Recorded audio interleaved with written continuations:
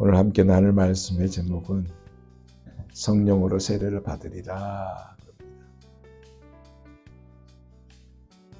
여러분, 2025년을 우리 하나님 우리에게 주셨어요.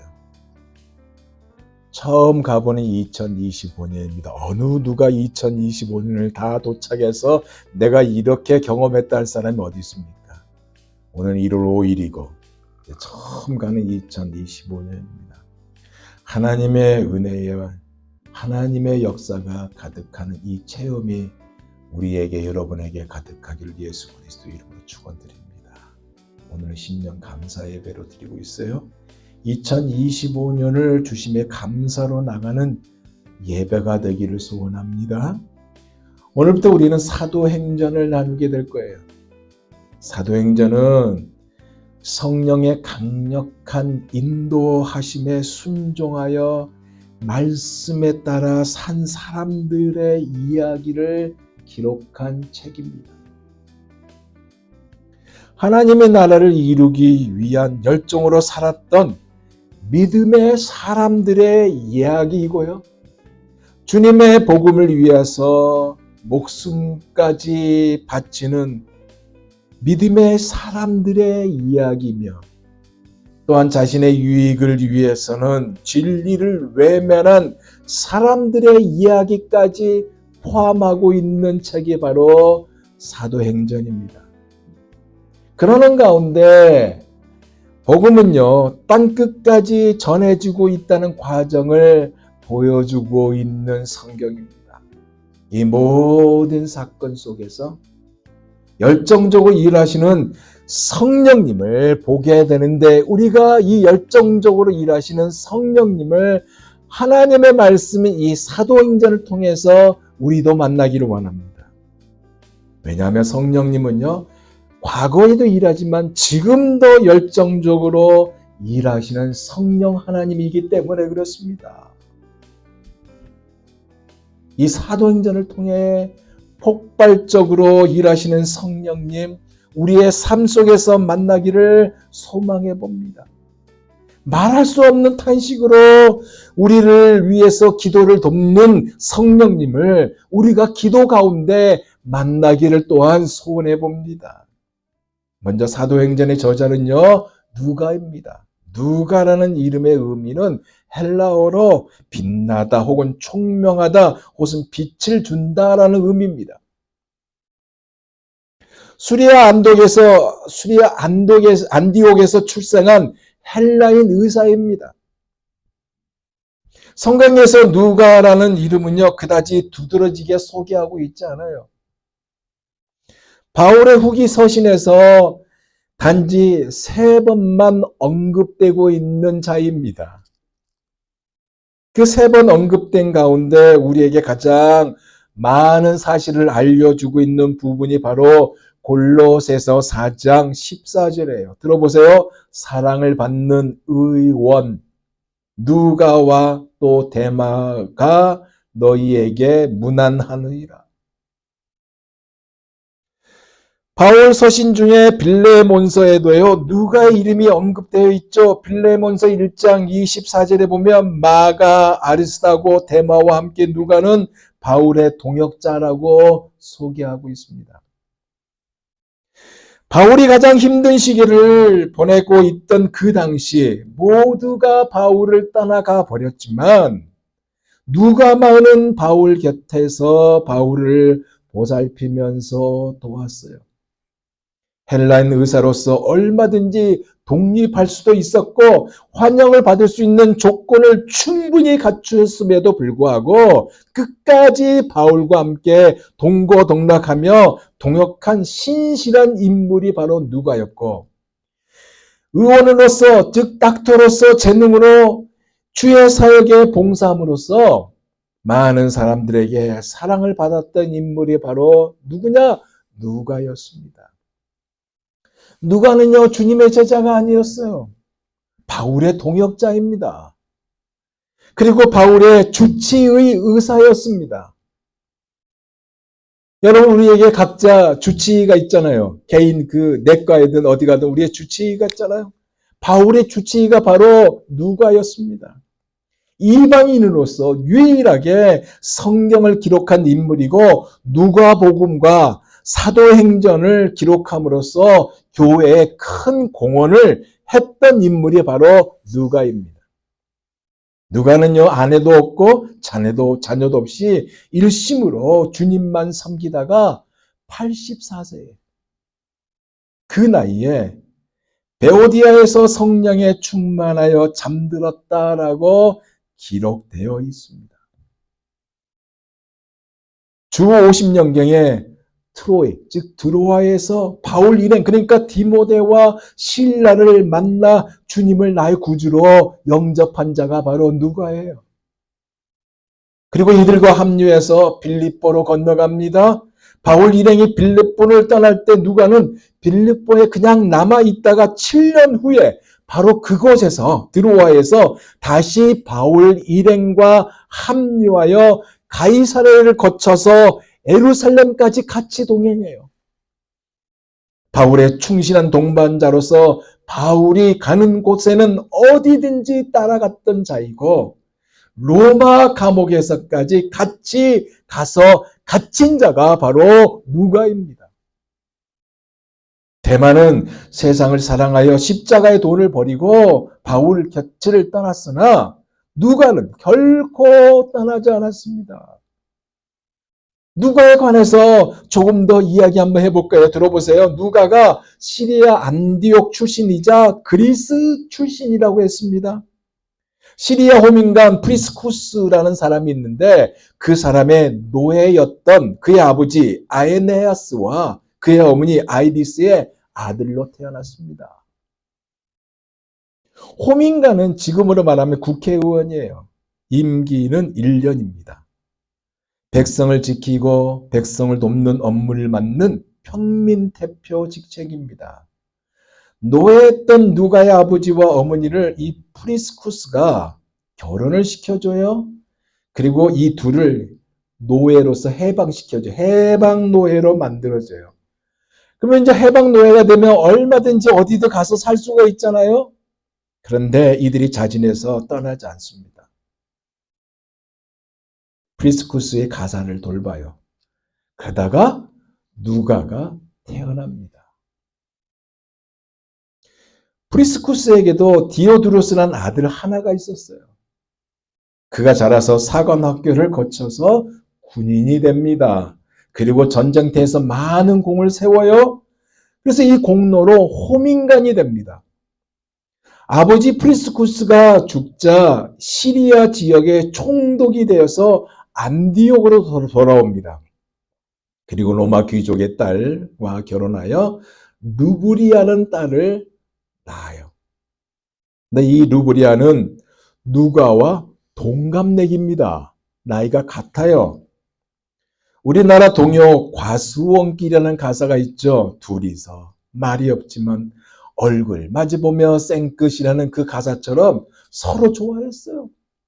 함께 뛰놀고요. 함께 공부도 하고요. 잘하다가 할 수 없이 신분 때문에 그러니까 루브리아는 로마의 귀족집에 시집을 갑니다. 그런데 그가 백혈병으로 죽고 말아요.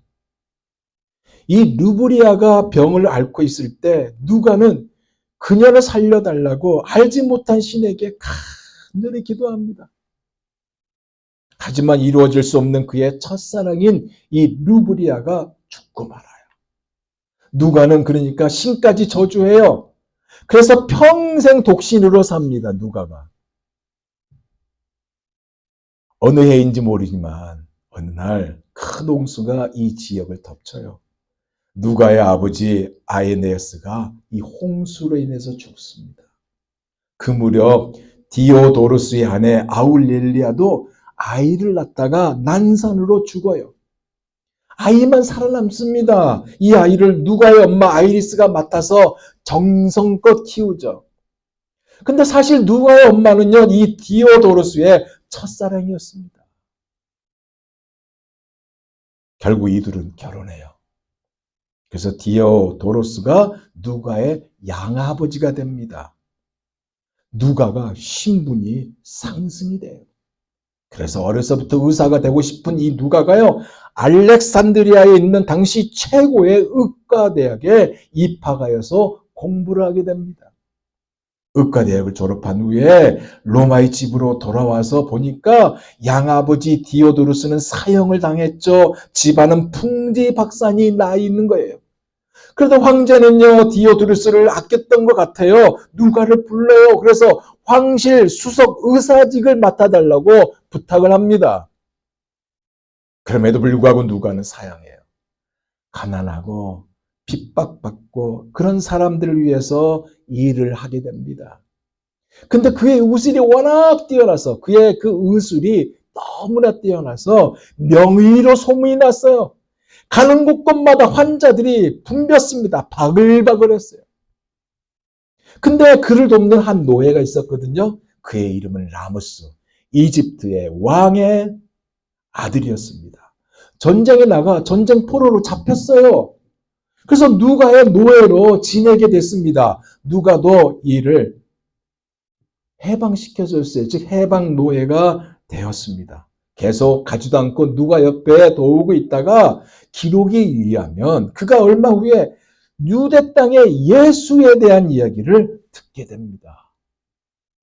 그래서 자신의 평생 해답을 구하려고 예루살렘으로 가서 예수님을 만나요.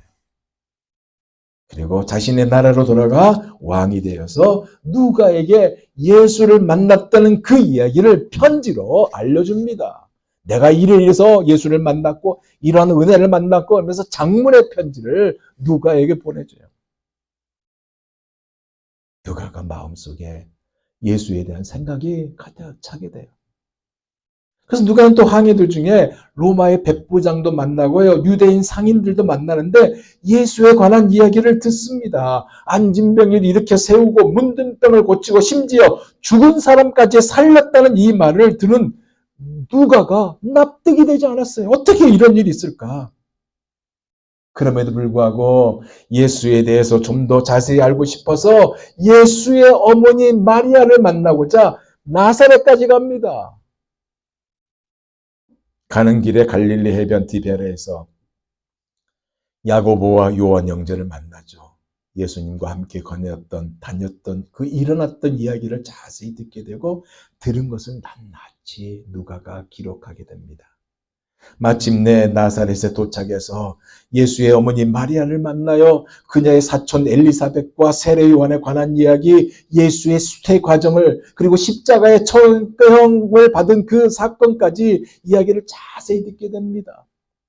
이 들은 이야기를 밤을 새워가며 자세히 기록해요.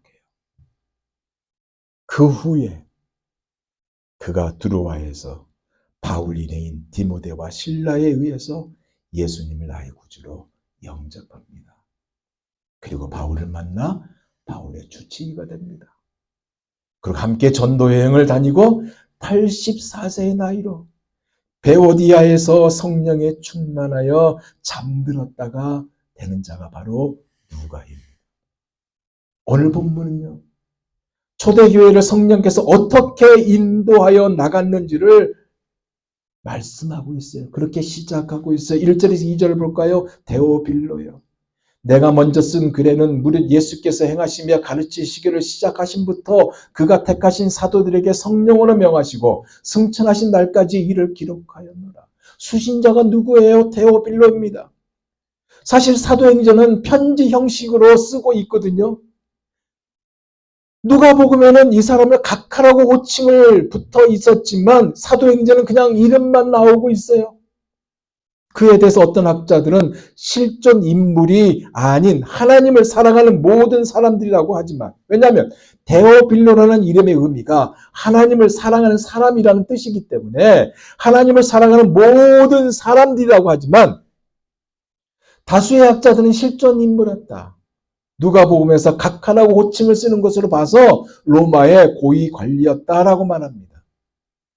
기독교의 호감을 느낀 자였고 진리에 목마른 사람이었을 것이라고 추론하는데 어떤 역사 기록에 의하면 황제의 사촌이었다고 기록하고 있습니다. 여튼 이제 막 복음의 기초를 배운 이 데오빌로에게 편지 형식으로 예수님을 더 확실히 소개하는 글을 써내려가고 있다. 그 얘기입니다. 그것이 1절에서 2절 말씀이에요. 그러면서 그가 택하신 사도들에게 성령으로 명하시고 승천하신 날까지 이를 기록하였느라고 사도행전을 기록한 목적을 말하고 있습니다. 밝히고 있어요. 여기에 사도들은 누굴까요? 예수님이 직접 부르신 자들을 말합니다. 의미가 뭐냐면 보냄을 받은 사람이라는 의미예요. 따라서 그가 택하신 사도들에게라는 이 의미는 인간을 통해서, 아니 어떤 위원회에서 세운 것이 아니라 예수님에 의해서 직접 개인적으로 택함을 받고 임명을 받은 이들이다라는 것을 말하고 있습니다. 누가복음 6장 12절에서 13절입니다. 이때 예수께서 기도하시러 산으로 가사 밤을 새도록 하나님께 기도하시고 밝음에 그 제자들을 부르사 그 중에서 12를 택하여 사도라 칭하셨으니. 이 사도라는 의미가 문자적으로는 뭐냐? 사절, 정권대사라는 의미입니다. 교회의 기초를 세우고 바른 진리를 가르치도록 예수님이 부르시고 파송한 사람들이에요. 이들은 예수님이 가르치신 그대로를 전달하였고 가르쳤습니다. 나중에 나오지만요. 가는 유다의 자리를 채울 사도를 뽑을 때요. 교회가 세워지는 역할을 하는 증인들은 뭐의 기준이냐? 예수님을 눈으로 목격한 증인들이었다 했기에 1장 21절에서 22절에 보면 이렇게 기록하고 있습니다. 요한의 세례로부터 우리 가운데서 올려져 가신 날까지 주 예수가 우리 가운데 출입하신 때에 항상 우리와 함께 있던 사람 가운데 뽑아야 한다 라고 기록하고 있습니다. 그러기에 누가는요. 부활하신 예수님이 부활하신 후에 어떻게 함께 하셨는지를 이어서 밝히고 있어요. 말하고 있어요. 3절을 볼까요? 그가 고난 받으신 후에 또한 그들에게 확실한 많은 증거로 친히 살아계심을 나타내사 40일 동안 그들에게 보이시며 하나님 나라의 일을 말씀하십니다. 고난을 받으신 후에 뭐예요? 죽으신 후에 부활하신 주님이 그들에게 몸소 자기 일을 보여주셨다 그 얘기입니다. 살아나셔서 직접 나타나셨다 그 얘기예요. 많은 증거를 보여주셨으며 심지어 고린도전서 15장에 보면 무려 500명이 넘는 사람들에게까지 보여주셨고 나타나셨다라고 기록하고 있습니다. 이것은 무슨 얘기를 말했냐? 누가가 특별히 이것을 강조하고 있다 그 얘기입니다. 왜 강조할까요? 예수님은 부활하셨다. 부활하신 분이다. 이 사실을 강조하고 있는 것이고 살아있다는 여러 확실한 증거를 그들에게 주셨다고. 그래서 부활부터 승천까지 40일 동안 이 땅에 머무셨다고. 그러면서 그들에게 먼저 나타나셨고 눈으로 볼 수 있게 저녁에도 나타나시고 갈릴리에 나타나시고 그러면서 하나님의 나라 일을 말씀하셨다고 강조하고 있습니다. 제자들은요. 부활하신 예수님을 눈으로 볼 뿐만 아니라 그분의 말씀을 들었죠. 부활하신 주님이 바로 앞에 있으니까 얼마나 반갑겠어요. 부둥켜 껴안을 수도 있는 거 아니겠습니까? 예수님을 바라보면서 말씀도 들었고 함께 음식도 먹었고 하나님 나라와 성령에 대한 일들을 듣죠. 즉 약속하신 것을 기다리라라고 하신 말씀을 듣습니다. 그것이 4절이에요.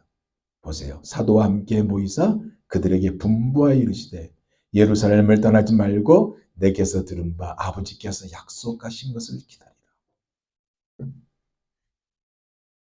이 말씀을 공간복음에 많이 나와 있는데 누가복음 24장 49절에 말씀하신 이 내용입니다. 들어보세요. 볼지어다 내가 내 아버지께서 약속하신 것을 너희에게 보내리니 너희는 위로부터 능력을 입혀줄 때까지 이 성에 머물라 하십니다.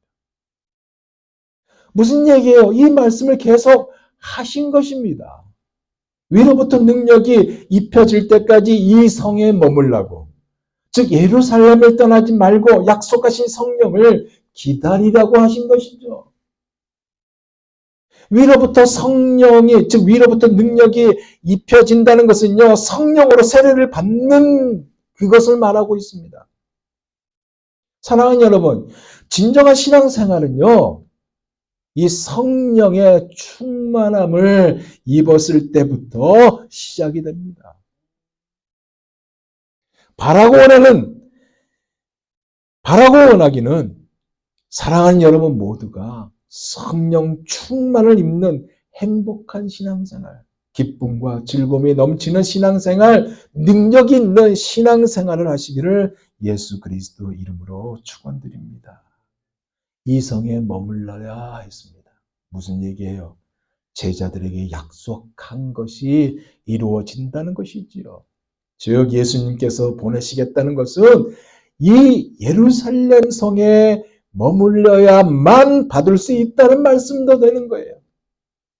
이 약속이 이루어질 때까지 아무 데도 가지 않고 이 성에 유하여야만 있어야만 했습니다. 근데 보세요, 여러분. 어떻게 보면요, 솔직히 보면 제자들의 입장에서 볼 때 답답할 수 있어요. 왜냐하면 언제 주시겠다는 말이 구체적으로 나와 있지 않기 때문에 그렇습니다. 여러분, 우리가 기도할 때, 그 기도 제목 가지고 기도할 때 언제 이것을 주시겠다고 약속을 하십니까, 주님이? 우리는 믿음을 가지고 기도하죠. 기도의 매력이 여기에 있어요. 우리가 기도할 때 몇 월, 며칠, 몇 시에 주시겠다는 약속을 우리가 듣지 않습니다. 그러나 믿음을 가지고 기도하죠. 기도의 매력이 이거예요. 창세기 15장에 보면요, 하나님께서 75세 먹은 아브라함에게 나타나요. 그리고 아들을 낳을 것이라고 말씀을 하십니다. 근데 바로 주셔야 되는데 안 줘요. 그로부터 10여 년의 세월이 지나갔지만 아들의 소식이 없어요. 그러자 아내 사라가 어떻게 해요? 아브라함에게 자신의 여종, 종인 하가를 취하여 아들을 낳으라고 강요하죠. 아무래도 입김이 사라가 더 셌던 것 같아요. 그렇게 해서 낳은 아들이 누굽니까? 이스마엘이잖아요. 그가 지금 모든 아랍 민족의 조상 아닙니까? 믿음 없는 사라의 권고를 듣고 따른 아브라함의 불신앙은요, 돌이킬 수 없는 화근을 만들었어요. 그런 나이 100세에 생산이 멈춘 아내 사라에게서 기적적으로 독자를 얻게 됩니다. 이 사실에 대해서 로마서 4장 3절이 이렇게 말하고 있습니다. 성경이 무엇을 말하느냐? 아브라함이 하나님을 믿으며 그것이 그에게 의로 여겨진 바 되었느니라 라고 말씀하고 있어요. 그러게 여러분, 같은 기도에도요, 믿음으로 기도하면 이루어지고 받게 됩니다. 하지만 믿지 않으면 아무것도 얻지 못합니다. 그래서 예수님이 마태복음 21장 22절에 나오는 말씀인데, 너희가 기도할 때 무엇이든지 믿고 구하는 것을 다 받으리라 라고 말씀하셨어요. 하가의 후손인 아랍 민족들은 수천 년을 내려오면서 정통혈통인 이스라엘에게 가장 큰 대적이 되었고 영원한 옆구리의 가시가 되었어요. 왜 그래요? 같은 행함에 있어서 믿지 아니함의 결과이기 때문에 그렇습니다. 그렇기 때문에 우리는요, 기도할 때 전적인 믿음으로 구하는 우리가 되기를 원합니다. 야고보서 1장 6절에서 7절 이렇게 말씀하고 있어요. 오직 믿음으로 구하고 조금 더 의심하지 말라. 의심하는 자는 마치 바람에 밀려 요동하는 바다 물결 같으니 이런 사람은 무엇이든지 주께 얻기를 생각하지 말라라고 말씀하고 있습니다.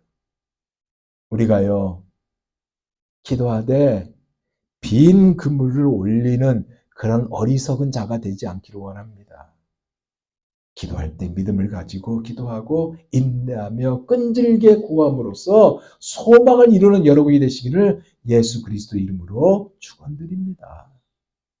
그들은요, 주님의 말씀대로 위로부터 능력이 입혀질 때까지 이성, 즉 예루살렘에 머물었습니다. 아까도 말했듯이 이것은 원래 하나님 아버지의 약속이에요. 예수님이 반복적으로 말씀하신 약속입니다. 선물이나 약속을 세례라고 부르는 이 세례 요한이 말하는 이 약속입니다. 그러기에 5절에 이 말씀을 하고 있잖아요. 이 이야기를 하고 있잖아요. 요한은 물로 세례를 베풀었으나 너희는 몇 날이 못되어 성령으로 세례를 받으리라 하셨느니라. 무슨 얘기예요? 예수님은 세례 요한의 말을 그대로 되풀이했다 이 얘기입니다. 그러면서 여러 번 반복된 성령의 약속이 오래지 않아 이루어질 것을 말씀하신 것이죠. 바꿔 말하면 제자들은 이제 기다려야 하는 위치에 왔다 그 얘기입니다. 예루살렘에서 기다리는데 하나님께서 약속을 성취하시고 그들이 위에서 오는 능력을 입게 되어야만 비로소 자신들이 받은 이 사명을 제대로 이해하고 또 나가서 감당할 수 있기 때문에 기다리는 위치에 왔던 것입니다. 이것이 오늘 읽은 사도행전 1장 1절에서 5절에 담긴 내용입니다. 이제 말씀을 마무리합니다. 사랑하는 여러분, 하나님은요, 우리에게도 여러분에게도 성령을 선물로 주셨습니다. 예수님을 믿으면 성령을 선물로 받습니다. 내가 예수님을요, 우리가 예수님을요, 나의 구주, 나의 주님이시라고 고백할 수 있는 것은요, 우리 안에, 내 안에 성령님이 계시기 때문입니다. 그리고 우리는 또한 세례를 받았습니다. 여러분, 세례를 받을 때 그 세례를 베푼 자의 말이 기억나십니까? 어떤 질문을 했어요? 아마도 이런 질문을 했을 거예요. 예수님을 여러분의 구주와 주인으로 믿으십니까? 그때 여러분은 아멘 했을 것입니다. 왜 이 질문을 하는지 아세요? 이 질문이 너무나도 가장 중요한 질문이기 때문에 한 것입니다. 이 질문을 답하는 것은 쉽게 답하지 않아요. 성령님이 계시면 이 질문을 쉽게 답합니다. 왜냐? 믿음은요. 우리가 예수님을 나의 구주로 믿음은요. 성령을 주시기에 그렇습니다. 이것의 다른 표현이 뭐냐? 성령 세례. 그런데 지금도 우리에게는 죄에 대해서 죄가 우리를 엄습할 때 넘어지는 우리의 현실 아닙니까?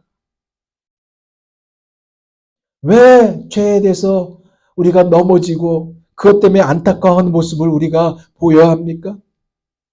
성령 충만함을 입지 않았기 때문에 그렇습니다.